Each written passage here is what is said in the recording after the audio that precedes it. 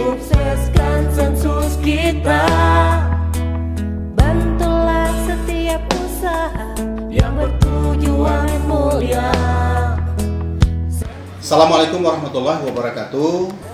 Nama saya Rasmidin SPD, jabatan sebagai Kepala Dinas Pendidikan Kabupaten Sebelu, mendukung kegiatan sensus penduduk yang akan dilaksanakan pada tahun 2020 pada bulan Februari dan pada bulan Maret secara online, kemudian yang dilaksanakan pada bulan Juli secara berwawancara.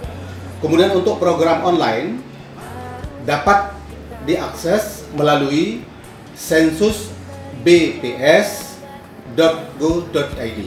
Kemudian kami himbau kepada masyarakat agar dapat mendukung kegiatan ini dalam rangka Simelu 1 Data. Dalam rangka Simelu 1 Data. Sensus penduduk untuk masa depan bangsa. Sensus penduduk. Sensus penduduk 2020 mencatat Indonesia.